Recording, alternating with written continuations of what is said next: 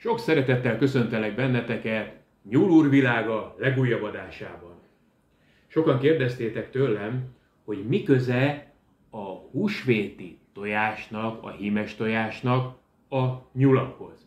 Na én most elárulom nektek ezt a titkot, ugyanis ezt a világon csak ketten tudjuk. A húsvéti nyúl és én.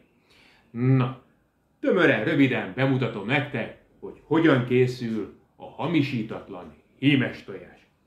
Először mérettől függően attól függ, hogy mekkora hímes tojást szeretnénk látni, akkora mennyiségű tojást kell először bevinni a szervezetünkbe.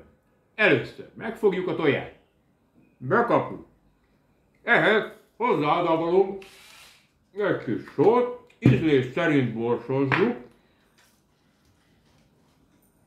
és a színe miatt teszünk hozzá egy kis pirosra, egy kis zöldet, a zöld másik árnyalatát is hozzátesszük.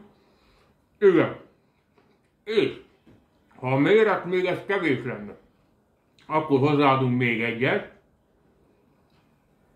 és ekkor jön a titkos hozzávaló, a színezés.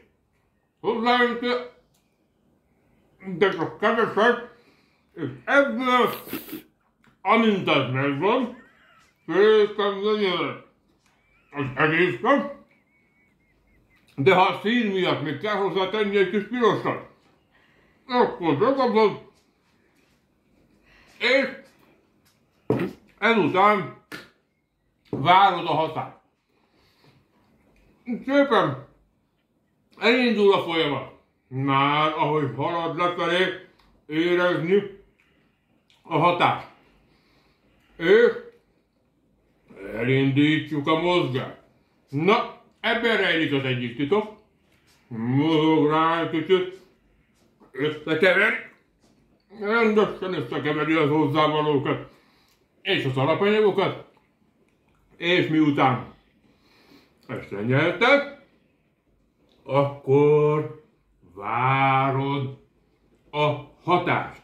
Nem türelmetlenkedsz, megvárod, amíg hatni kezd.